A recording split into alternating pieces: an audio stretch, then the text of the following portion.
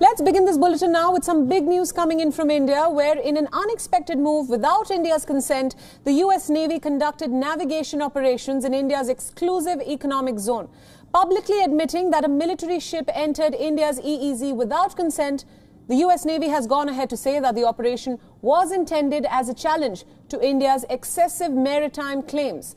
Now, according to an official statement, the US 7th Fleet acknowledged that on April 7th, guided missile destroyer USS John Paul Jones carried out a freedom of navigation operation near India's Lakshadweep Islands, defending the move.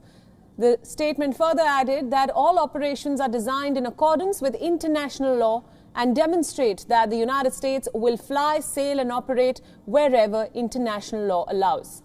The US Navy consistently challenges China's claims on maritime boundaries in the South China Sea, but the public announcement of similar patrols in Indian waters has come as a surprise. It is still unclear why the US has done it at a time when the US-Indian maritime cooperation is believed to be at an all-time high.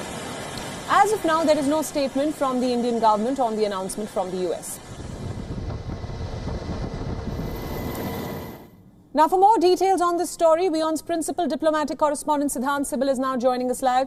Siddhant, thanks for joining us. We know there has been no statement from the Indian government yet, but what can you tell us about this unexpected US Navy operation within India's exclusive economic zone, and that too without India's permission?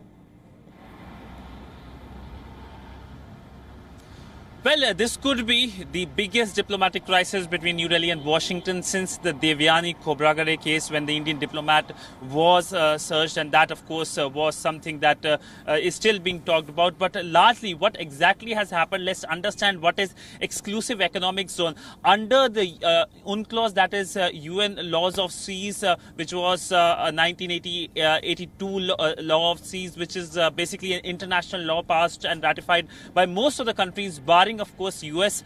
Exclusive economic zone extends from the coastline till 200 nautical miles, and this is an area which is something that a state can in a sense use for its own resources, catch fishes, but it does not give a state full sovereignty. So India basically has passed a domestic law. Under the domestic law, if any military ship is passing, it needs to give a prior permission. If you look at Beijing, what it has done, if any military ship is trying to pass, it needs to take permission from Beijing. So in that terms, Beijing is much more stricter. So by passing through that region, in a sense, the US is trying to challenge that it does not approve of India's domestic laws. It is not in violation of international law. But also remember that US has not ratified the UN Laws of Sea. So there are multiple levels of contradiction, and this is coming at a time when we know that there is closeness between Washington and New Delhi. Both are part of the Quad grouping. In fact, the incident happened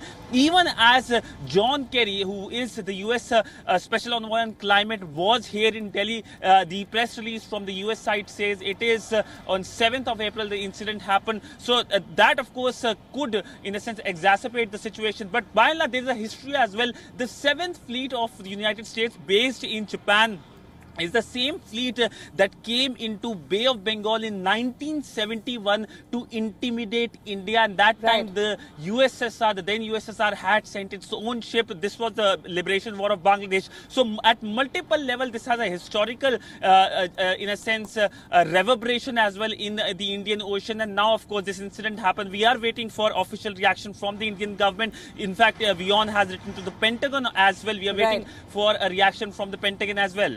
Right, Siddhant, that brings me to my next question. What kind of response can we expect from the Indian government in light of this incursion?